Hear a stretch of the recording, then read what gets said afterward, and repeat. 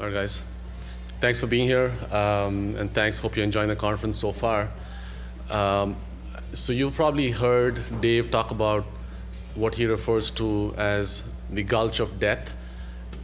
So it's a pretty interesting term. And so what we've done is that the team at Vertalo, so I'm Bala, and I work for Vertalo, managing the equity side of the business, along with Kyle on our team. So we did a kind of an industry study of the VC industry, trying to understand, how can we really unlock liquidity in the portfolio of VC companies, right? Because a lot of them, they have generally an average holding period of around 10 years, but does it have to be that way? And can there be a path to liquidity to VC-backed companies through a direct listing on an ATS? So you've also heard about ATSs and what they do, and that's what we want to facilitate. So this is what Dave has already spoken about. If you've seen that, so we've gone into the numbers. So if you look at really between 2000 and 2006 and 15, around 25,000 companies raised money from VCs. And these are not actual, pre-revenue companies. These are actual companies who've had some revenue, who had some traction in the market. So there were around 25,000 companies. So far, only around 10,000 have achieved some kind of exit, and 15,000 are still in the gulch. So what this shows us, or tells us, that if in this market, which is probably the best equity market for a long, long time, you still have so many companies stuck in the gulch, can you imagine what's going to happen in a few years from now when the equity markets are okay, not great? You can't really predict it. But if it's not at an all-time high, what happens to that gulch? It's going to obviously grow. So we believe this is an interesting market. There is growth, and a lot more companies are going to need to find a pathway to liquidity that's not just an IPO or an M&A. So that's our thesis. And that's what we worked on, and we've went one step deeper, right? So we said, you know what, how do these companies make that decision? Okay, they've heard of the traditional options that are IPO, M&A, etc. They may not have heard of a direct listing on an ATS. So we went ahead and we educated the market. This is founders, VCs, independent board members, angel investors, you name it. And we try to figure out, this is a decision that's actually a board level decision for most companies, because the ownership structure in VC-backed companies is fragmented, right? So how does a board make that kind of a decision? And what data do they need to enable them to make that decision, right? So we went deep into these companies and tried to figure out, how does a board think of such a potential for doing a direct listing? And just for you guys to get some idea, we are looking at approximately 3,000 companies, right? With a valuation between 50 million and 1 billion. And there were around 11,000 board members in these companies. And for the first time, we've gone ahead and we've actually categorized board members in these companies between founders, VCs, and independent board members. And that was important because we wanted to get insight into each type of board member. It's not enough just to speak to the board as an entity in a generic sense, but look within the board.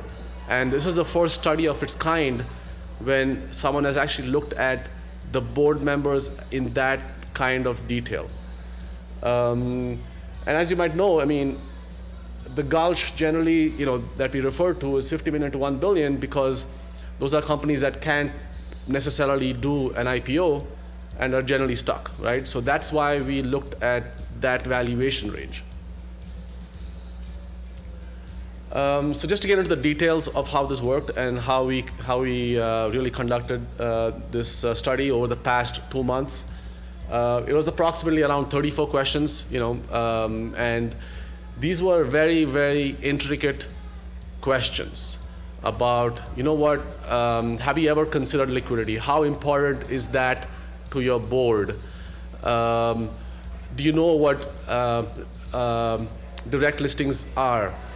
And we also had a video from our general counsel explaining what an ATS is and why that could be a different path to liquidity than a regular IPO. So it was not an easy survey because it took time. It was also a survey that asked very intimate questions about their attributes to get liquid or not, and it took approximately 8 minutes.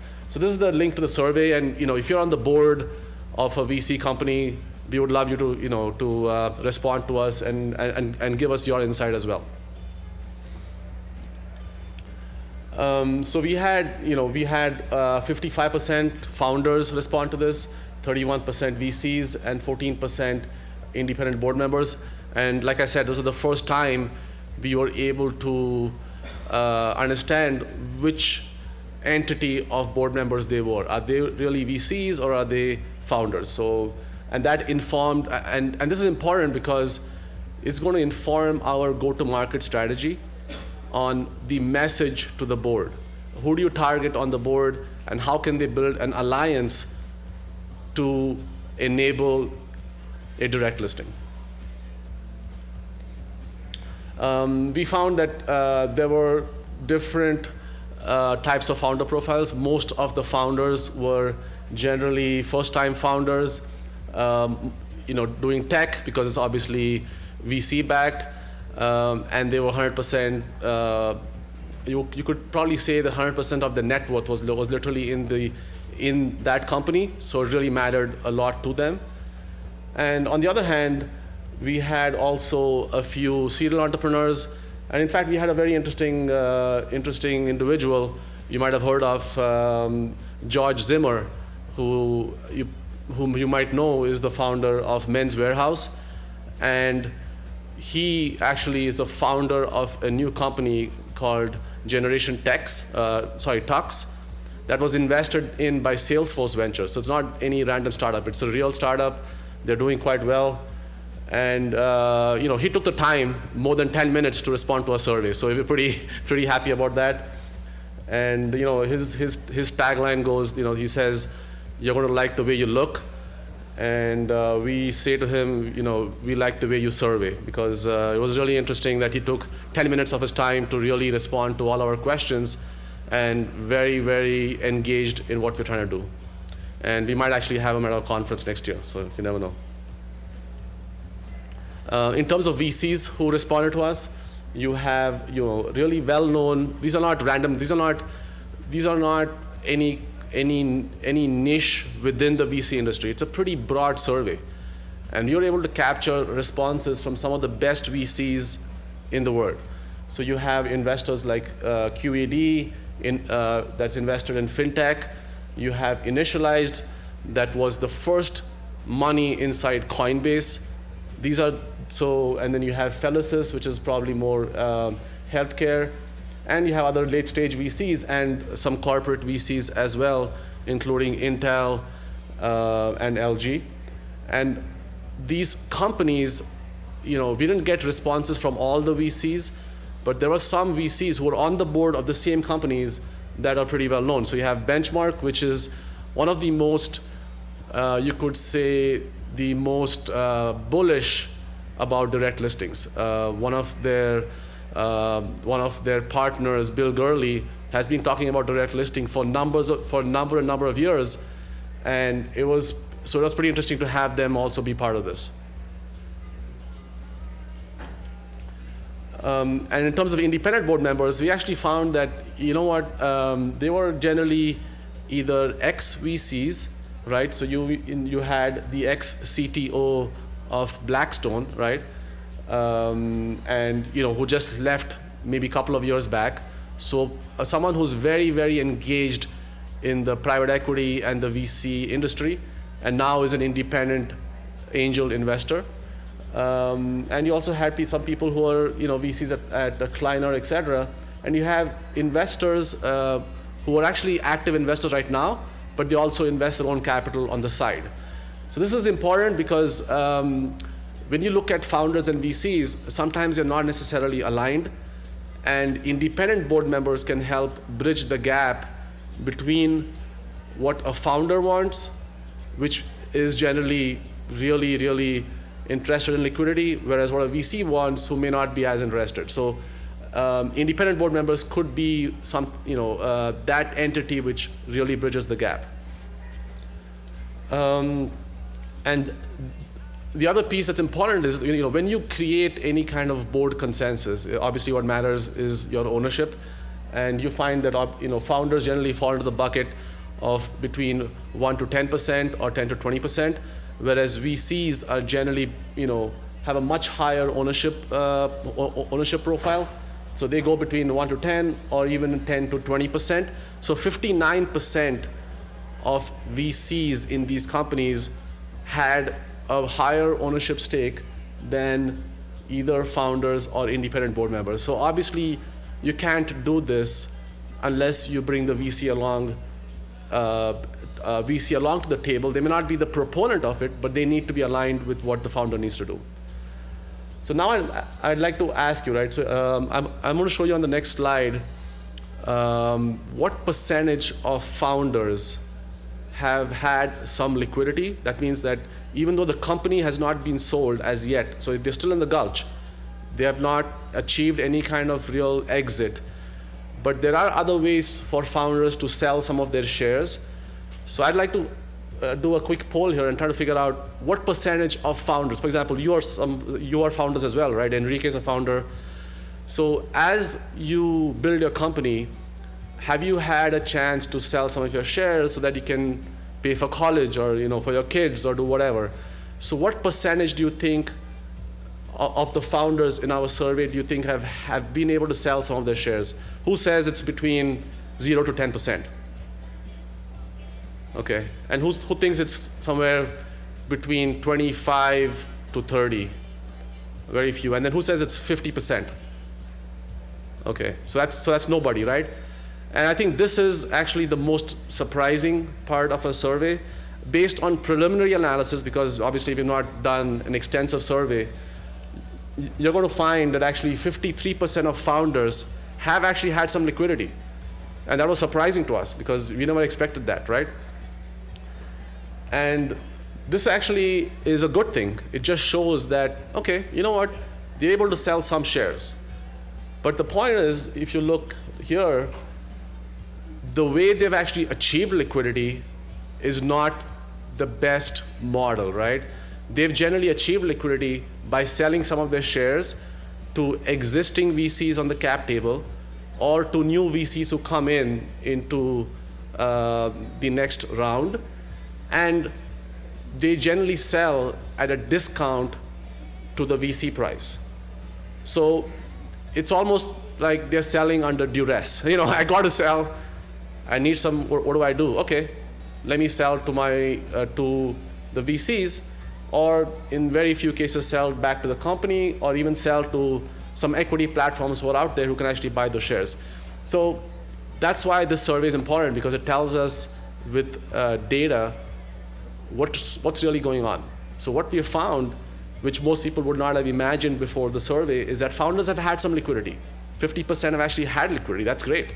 But it's not the best type of liquidity, and that's why our work here matters. We can do something where we can sell to an ATS at better prices, at much better price visibility, and you can also achieve it in a very seamless fashion.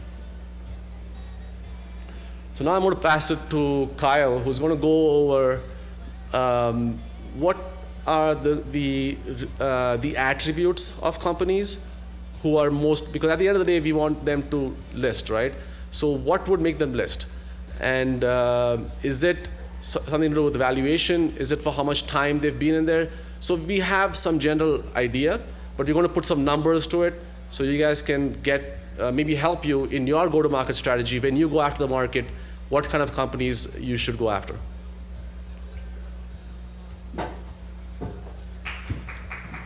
Thank you, Bala. So there were actually two different ways that we quantified likelihood. First of those was likelihood to recommend a direct listing to the board, and the second was likelihood for that board to approve a direct listing. You know, these two calculations are arguably the most important parts of our survey because it actually put numbers, it actually quantified our survey data, and it helped us really locate our target market. So I'm sure y'all remember this slide from yesterday. This is the one that Dave showed. As you can see, we have post-money valuation on the x-axis, and on the y-axis we have percent likelihood for a founder to recommend a direct listing to their board. So as you can see, the median likelihood that we get out of founders is 71%. So we thought this was incredibly interesting because Bala brought up that over 53% of our founders have had a liquidity event, yet they are the highest median likelihood out of any of our respondents to want or to recommend a direct listing to the board. So this graph is the same graph as the founder graph, but instead we plotted the respondents that were VCs or professional investors. Now, as you can see, the median likelihood is a little bit lower. It's at 57%, but it's still over that 50% mark. So we actually still had a lot of our VC respondents favorable to recommend something like this. And independent board members and angel investors were around the same median likelihood as well. So we found this very interesting because, you know, there's not really a huge discrepancy in the median likelihood between founders and VCs and independent board members. All of them seem to be, you know, very favorable to recommend something like this. So Dave showed this slide yesterday as well. As you can see, we have post-money valuation of the respective companies on our x-axis, and on the y-axis, we have percent likelihood for the board to approve a direct listing. So with this graph, we really targeted our market as far as post-money valuation. So 88% of our data points are within this range, but we found that a post-money valuation of 50 to 300 million has a 57% median likelihood, but once you start to get above that $300 million post-money valuation range, then the median valuation, or the median likelihood really tends to decrease. Here's another graph that Dave showed yesterday as well. So just to remind everyone what valuation step-up is, it's actually a term that PitchBook describes as a multiplier of the increase of post-money valuation of your previous funding round to pre-money valuation of your most current funding round. So it basically just describes the growth of a company. So as you can see, valuation step-up from 0 to 4x has a median likelihood for the board to approve a direct listing of 57%. Now, once you get above that 4x, it really starts to decrease. So we find that, you know, for post-money valuation and for valuation step-up, we believe that sweet spot is in between 50 and 300 million post-money valuation and 0 to 4x. So this is a graph that Dave actually did not show yesterday, and we thought was very, very interesting. So we wanted to see what verticals would really be most favorable to this. So on the y-axis, we have percent likelihood for the board to approve a direct listing. And as you can see, fintech is a clear winner here with a median likelihood of 71%. You know, some other ones to note are, you know, industrial companies and SaaS companies. They have you know, median likelihoods of 64%. So this really makes sense to us, and, you know, especially with industrial, where you have, you know, a lot of more capital-intensive businesses. So this is a graphic that Dave showed yesterday, and this is a graphic that we're really going to shape our go-to-market strategy around.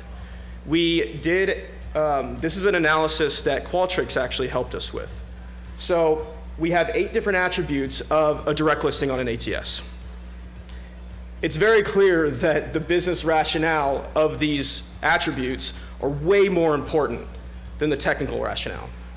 This makes a lot of sense to us, so, you know, when we actually go to market with this, we're going to tailor this around, look, you have the opportunity to sell your shares at any time, and you have a cheap and low friction process of liquidity rather than being a part of an API or blockchain system.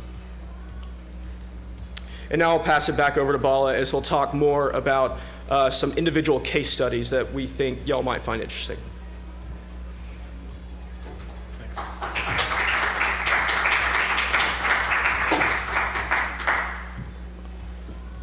Thanks, Kyle. So yes, so you've seen the general statistics and the general numbers. And again, we're, just to put this into context, we're talking about the equity side of our business in Vertalo, not as much on the real asset side, like real estate. So just to put that into context. But what was interesting is that when you do a survey like this, it's very difficult to get responses from founders and VCs who are on the board of the same company. And we are fortunate to achieve that. And this is actually the most interesting piece because it tells us, if you look at a specific company, so you take the company out of the picture, right, from an analysis perspective, how do two people think differently? So that's why these case studies are interesting. And so we got a bunch of responses from VCs and founders who are on the same board. We also got responses from VCs, but who work for the same VC firm, but on the board of two separate companies. So we know how VCs from a VC firm, how does a VC firm shape their thinking? And we also got some responses from independent board members to figure out how do they really play the role of the mediator between founders and VCs. And we also know about some individuals who, like we said, who are VCs, but also they are angel investors as well, and do they think differently depending on their role? So we looked at these 4 different aspects of what really shapes their thinking, right?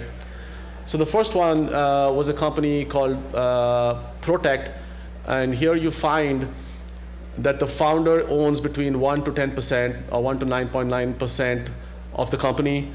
The VC owns between 10 to 20%, right? And this is a very typical case where the founders, so the likelihood of recommending to the board is on a scale of 1 to 7 from the left to right, and the expectation of board approval is also on a scale from 1 to 7 from left to right. And here you find that founders are likely, much more likely to recommend a direct listing to the board, but they're not very optimistic that the board would approve it, right? So there's some caution there. Whereas VCs, they don't really, they're not that interested in the idea, a little bit indifferent to it, right? And because of because they have a significant share in the company, ownership in the company, they don't really expect it to be passed. So you need to bring the VC on board to make this pass, basically. And you look at one more company here, Recode. So in this case, you'll find that this is a very unfriendly board, and it may actually reflect more just on the general board dynamics than really about the direct listing piece of it. So this is where you find that, you want to be careful. It might work, but if the board is unfriendly to any kind of ideas, then may not be the best candidate to pursue this. Now this is very interesting. So this is where you want to really target your, or you want to find these kind of companies, right, which are extremely friendly. You find that the VCs and the founder are on the same page.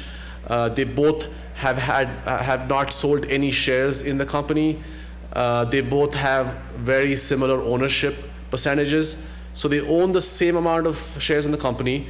They both have not had any kind of liquidity through this company, and they both would love to do this. So that's the best case scenario. And when you define your go-to-market for a direct listing, it would be nice to find these kind of companies. So you need to get to really that question. The ownership matters, the amount of liquidity they've had matters, and also where they are in terms of valuation matters. Here is a very interesting example. There's a VC firm called Icon Ventures. We got responses from 2 of their VCs, and they're on board. They're on the board of 2 different companies. One of them is on the board of a company called Timescale. The other one is on the board of a company called Confluera. And you find that one of the VCs loves the idea, would definitely recommend it to their portfolio company, whereas the other one is not really interested, right?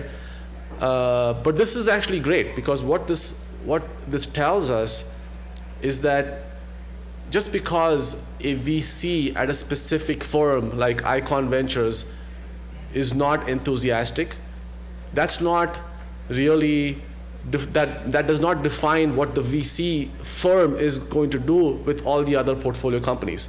So each portfolio company is independent, and there's no really necessarily right now, because the market is not fully educated, there's not necessarily a VC firm viewpoint on direct listings.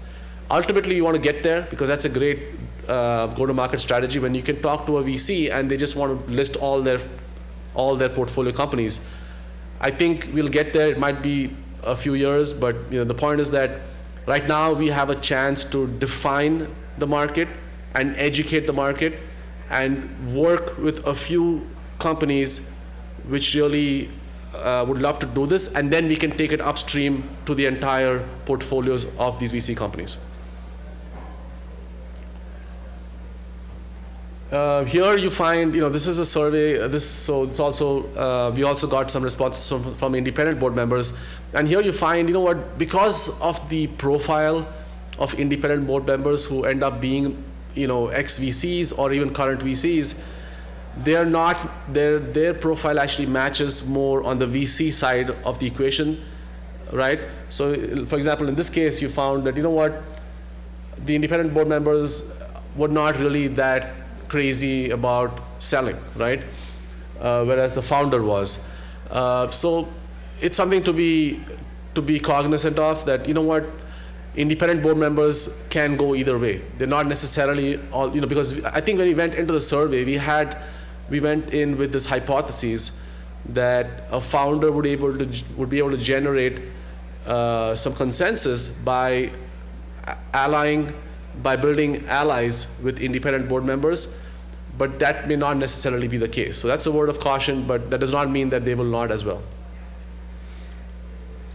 And this is one more interesting case study where you find, the same person, the same exact person, was a VC at Spirus Health, but was an independent board member at Blueprint. As VCs, they are kind of reluctant because they are much more VC driven, whereas as independent board members, they were slightly more optimistic. So there's no real, so it just shows that you need to really understand a little bit about the company, where they are in their journey. Can they really achieve an IPO or not? And if not, how do you build consensus at the board to really make sure this happens? So, and one more, I think we also got some responses from the survey, more qualitative responses, and they somewhat speak to what we already know. So you have, one of the founders that basically said, this is amazing, because I've really not had a chance to exit. I want to continue to be independent, and that's actually one more important factor, right? Because you could do M&A and you could sell your company. You may not get the best, so M&A is something where someone wants to acquire you. It's not that you run a sell-side M&A process and hope for the best. But this is interesting because it says that, maybe there's a huge market for companies that are stuck in the gulch. They could achieve liquidity through an M&A process, but they do not want to because they would love to stay independent. So maybe the best way is to do what we are calling as a mini IPO, where you do a direct listing on an ATS, and that's a way for you to stay independent, run your company, and still achieve liquidity. Yeah, and then really we have, I think the big takeaway here is that we have a chance to really educate the market. A lot of people would like to know more about this. They're not sure what the benefit, I guess what the drawback could be, right? Are there any, is there any implications for the share price in the long term? Are you going to continue to have liquidity? So there are a lot of unanswered questions. Obviously, when you look at the market, when you look at Exodus going on T0, and these kind of cases help create the market for us. But we have a chance as an ecosystem to educate the market, use some of these examples, and then also make it a healthy market whereby more and more companies that are stuck can rush to to embracing this, doing a direct listing, and being part of the digital asset ecosystem, and not be stuck in the gulch without liquidity. And we have some responses, and I think some founders they like to see where you have investors who understand them, right? Not just about the direct listing, but what really is the model of a biotech company. Can biotech companies be successful? So there are certain niches in these markets that more you educate them, I think we'll see a lot more companies doing this in the future. So that's pretty much what we worked on. Our plan is really take this one step further. So we'll share this research with you guys. We're going to share this with the ecosystem, and this is not something where we stop here. This is just the beginning. So we're going to continue to expand the survey, go after these companies, ask more questions. Would love to hear the feedback from all of you in terms of, okay, what else can we ask that will inform us better? But we have a basis for our go-to-market strategy, and we know what kind of companies we need to target. So we have somewhere to start. So this is where we start, and this is just the beginning. All right. Thank you.